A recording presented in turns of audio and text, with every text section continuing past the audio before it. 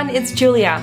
I went to our family's cabin in the Swiss Alps and had a really relaxing weekend, so I thought I'd show you my weekend beauty routine when I'm in the mood for a bit of pampering. You know you never seem to mind. On weekends, I always like to sleep in a bit, and with the weather being cold and snowy outside, it was the perfect opportunity for a cozy day in. We make the best of our short time, and though it's not enough, you assure me that it's fine. I'm really not a big coffee drinker, so I always like to get my day started with a mug of perfectly steeped black tea. It was pretty cold in the cabin, so I quickly got a roaring fire going. On weekends, I like to treat myself to a face mask, and this do-it-yourself oatmeal mask is not only inexpensive, but it's great for hydrating, cleansing, and soothing your skin. First, soak a few tablespoons of oats in some hot water just to soften them up. Honey is not only great for your skin, but it'll also help the mask stick to your face. So go ahead and mix in 1 teaspoon.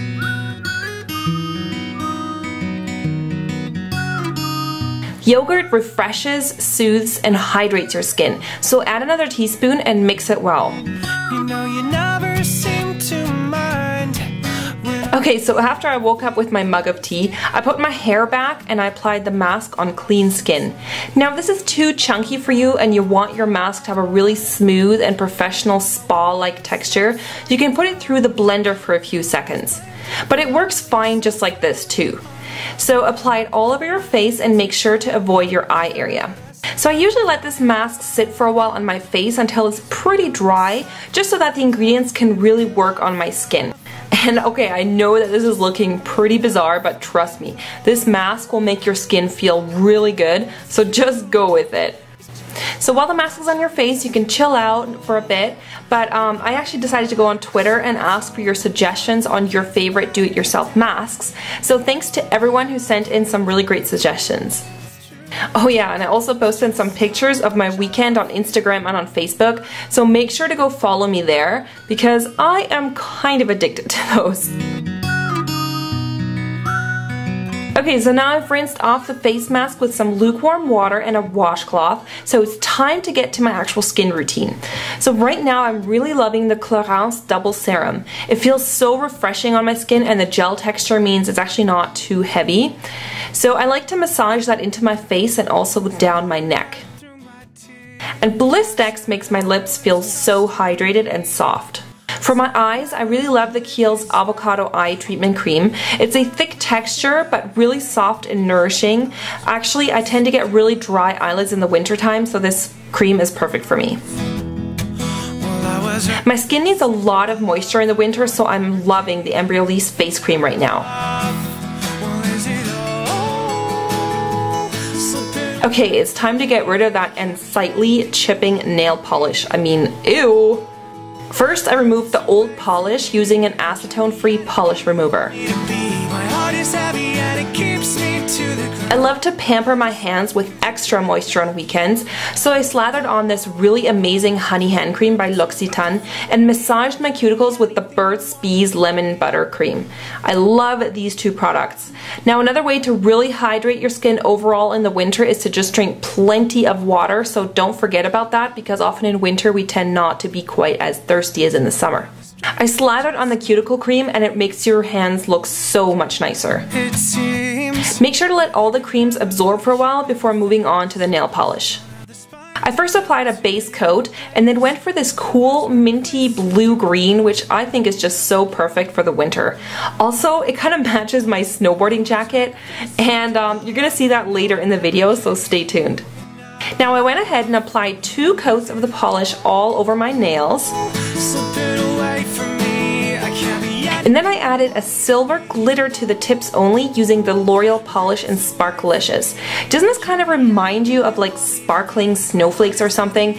Anyway, I thought it looked really cute and wintry. Okay, and there you have the finished nail look.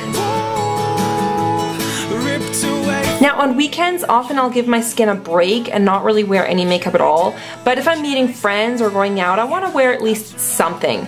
So here I'm going for a very light foundation coverage using the Smashbox BB Cream Foundation. I blended in with a makeup brush by Sigma, but you could also just use your fingers, no problem.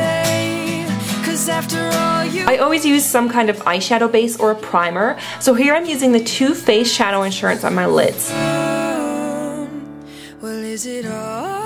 I'm going for a really simple eye look, so here I'm using the Colorance eyeshadow in 08 Taupe and applying that all over my eyelids with a flat shading brush.